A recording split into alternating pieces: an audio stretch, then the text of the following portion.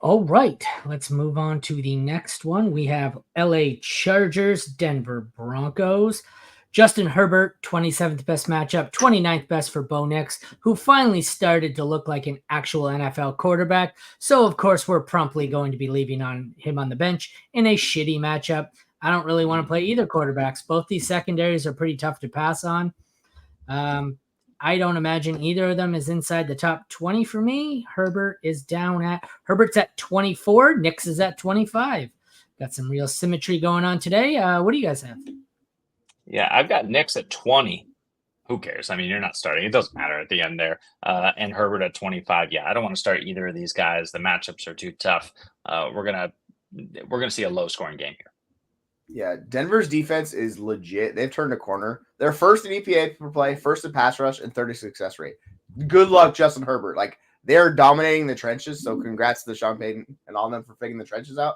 Now work on the skill position players. Let's get it all coming together. But, yeah, I'm not starting these guys. I have Nix at, like, 22. I have him above Herbert. I'm just not playing Herbert. He's, like, quarterback 25. Running backs, 23rd best matchup for the Chargers, 26th for the Broncos. So some more guys we're probably not playing. J.K. Dobbins is interesting. He's probably the most startable for me. I could also probably desperation flex Javonte Williams, but I've really got to be desperate to go Jaleel McLaughlin. Gus Edwards, Kamani Vidal, whoever it is, no real interest here. I mean, I'm going to look here. I'm not sure how high I have J.K. Dobbins. I imagine he's my highest ranked, and he's in the low 20s, high 30s. 27 for him, 30 for Javonte. That pretty much sums up how I feel about this one. What do you guys have? Yeah, yes, I don't really... I don't really want to talk about J.K. Dobbins. I'll leave that to Jesse if he wants to. Let's talk a little bit about Javonte Williams, though. The last 2 weeks, 16 attempts, 13 attempts, almost 5 yards a carry. He just hasn't found the end zone. So once that happens, that's going to boost his value here. So you still roll him out in a tough matchup. And he had 6 targets, 5 for 50 through the air last week. That was really something that was helpful to kind of just give me a boost in confidence in starting Javonte Williams. Now, it's a tougher matchup, and he's got a couple ones here in Los Angeles and then New Orleans back-to-back. But, yeah, Javonte Williams, I think you fire him up, he's a nice flex. Yeah, I don't actually mind J.K. Dobbins in this matchup because he can get there with basically just being super efficient and miss tackles forced. Mm-hmm. But, yeah, it's not ideal. The nice thing about Javonte is just seeing a good amount of work, so you can play him. Both of these guys are like the running back threes for me. I think I have Javonte a few spots above him just because I'm a little more beneficial on the work. But I think J.K. Dobbins is a guy you can play. You're more than likely any one of these guys find the end zone if you're going to be happy with the performance. Yep. Wide receivers, more bad matchups. Second worst for the Chargers. Fourth worst for the Broncos. A lot of guys here I don't want to play. Quentin Johnston, Ladd McConkey, Josh Palmer, Cortland Sutton, Troy Franklin, Marvin Mims. I think I can get Sutton into my lineup as a 2 or a 3. Ladd McConkey probably slightly lower. I don't really want anyone else in here.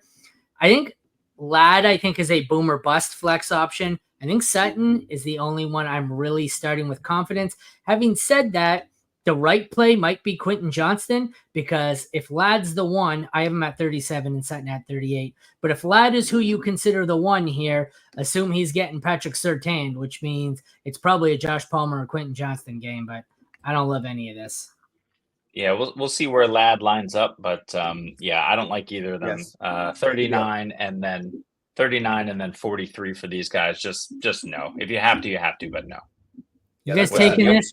I'll take AJ Brown. You're giving me Ken Walker and AJ Brown for CD. Like I love CD, but like he's gone. Take that deal. Big it. Yeah. The interesting thing to your point, Aaron, is Ladd plays in the slot, so he's not going to get Surtain. Surtain's going to be on the outside. Good luck, Quentin Johnston. You're getting absolutely annihilated. I'm fine playing Cortland Sutton in this game. He's going to be on the outside. Like they have good corners, but it's not the same. I don't mind doing Ladd in this matchup because he's going to be in the slot. It's a lot easier for him to succeed there. Ladd's the highest of them. I have Ladd at wide receiver 37. I have Cortland Sutton at 32 just because the volume and everything. He's the only passing back option on this team you could trust. You can't trust anybody else for the Broncos. Tight ends. Yippee. Top 10 matchups. Do you know who plays for the Chargers? It's who? Do you know who plays for the Broncos? Does anybody know? It gives a fuck. Moving on. Nobody cares. Hey, nobody cares. Listen, Aaron, I'm sat here in this seat here, and I'm feeling a little nerdy after that game. And I'm just wondering, like, especially with the Broncos, talking about that matchup, if I was in the Denver area and I was interested in going to watch that horrific game, what would you recommend? First, I would recommend going to SeatGeek and using promo code FFUniverse for $20 off your first order. And then after that, I would suggest you seek psychiatric help. But that's what I would do. Fair enough. All right. Can we just skip fucking tight end? Oh no, okay, these two tight ends we can talk about, but